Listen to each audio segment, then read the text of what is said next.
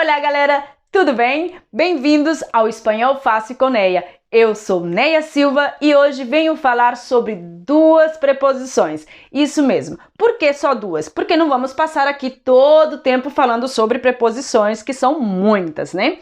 Mas antes de começar, vamos dar uma repassadinha sobre o que é uma preposição e qual é a sua função.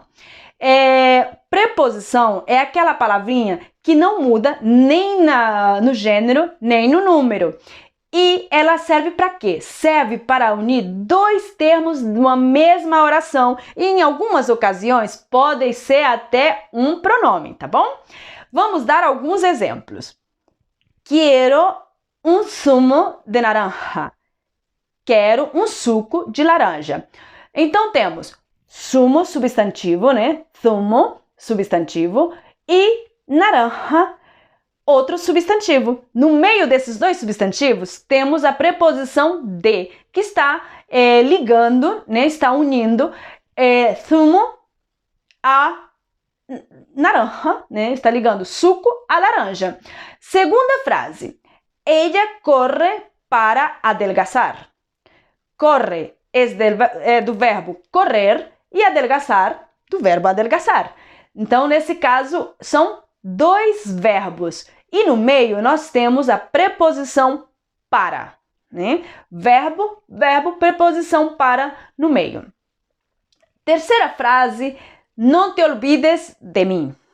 Olvides do verbo olvidar e me é um pronome, né? Então, não esqueça de mim. Olvides, verbo, me, pronome. Nós observamos aqui nessas três frases que a preposição pode servir para unir palavras da mesma classe, né? Substantivo, substantivo, verbo, verbo, ou de classe diferente, como por exemplo no caso de verbo e pronome. No caso da última frase que uniu, né, esses dois termos diferentes, um verbo e um pronome. Então vamos lá, galera. Agora que já temos claro qual é a função de uma preposição, vamos falar sobre essas duas preposições que eu falei no começo. As preposições hacia e hasta. Hacia no português não tem uma tradução literal, mas ela dá a ideia de aproximação, de algo inexato, impreciso. Já hasta seria uma tradução literal até, e dá a ideia de algo preciso, né? Totalmente ao contrário de hacia, dá uma ideia de algo preciso, de algo exato, né? E as duas preposições podem dar uma ideia com relação ao tempo e ao espaço.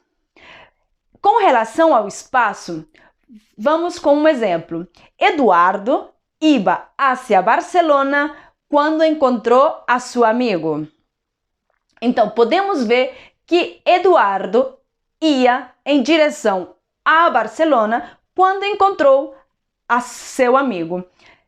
Não está dizendo que Eduardo chegou até Barcelona. Não, ele estava indo em direção a Barcelona. Ele pode ter chegado a Barcelona, sim, mas pode ser que ele tenha ficado no caminho, pode ser que ele tenha resolvido ir para outro lado, né? E não dar, digamos, uma exatidão de se ele chegou ou não chegou a Barcelona. Simplesmente está dizendo que ele ia em direção a Barcelona.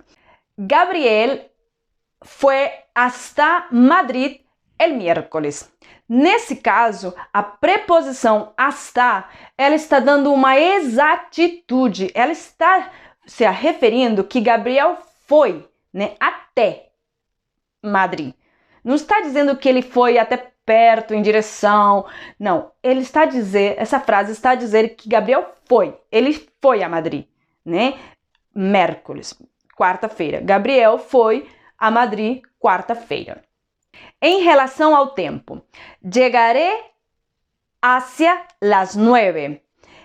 Nessa frase podemos observar que chegará aproximadamente às 9. Não está a dizer que vai chegar às 9 exata. Não, aproximadamente. Pode ser que seja um pouquinho antes. Até pode ser que seja um pouquinho depois. Mas não vai ser às 9, porque ele está dizendo que vai ser hacia las 9. La clase durará hasta las 8. a aula durará, ou seja, acabará às 8. Nesse caso, a preposição está dando uma exatitude, né? Está sendo exata, está dizendo que a aula vai acabar às 8. Não vai acabar nem às 7, nem às 9, vai acabar às 8. Né? Então é isso aí. Ásia dá uma ideia de aproximação, algo aproximado, estimativo. Já hasta dar a ideia de precisão, algo exato. A preposição ásia pode ser utilizada também para dar uma ideia de inclinação ou uma relação afetiva. Por exemplo, mi amor hacia mis hermanos es algo único. Meu amor com relação aos meus irmãos é algo único. Hasta pode ser utilizada no caso de inclusão, né? Para dar uma ideia de inclusão, incluir. Pablo habló de todos hasta de sus primos. Então está a dizer que Pablo falou de todos até dos seus primos. Né? Podemos ver que hasta, na hora de fazer a tradução, é literal, né? Até dos seus primos. Então ele está incluindo, né? A parte de falar que ele falou de todos, vamos incluir algo mais. Ele falou hasta, ou seja, até dos seus primos. Então vamos lá, galera. Vamos dar uma repassadinha rápida sobre as duas preposições que acabamos de estudar. A preposição hacia, ela dá uma ideia de aproximação, de algo impreciso, né? E também pode dar uma ideia afetiva. Agora, hasta, ela dá uma ideia de precisão, é algo exato, e pode também dar a ideia de inclusão. Para terminar, vamos dar um outro exemplo de inclusão, né? Todos se inscreveram ao Espanhol Fácil com Neia, hasta mesmo tu. E se você não fez isso ainda, já sabe o que tem que fazer. Inscrever-se no canal, né? E dar ao sininho para não perder nenhuma das novidades, tá bom? E seguir no Facebook, no Instagram e assim, já sabe, não perde nada.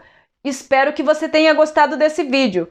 E se não passa nada, espero que no próximo você goste. E já sabe, te deixo um grande abraço e nos vemos por aí. E se não, por aqui.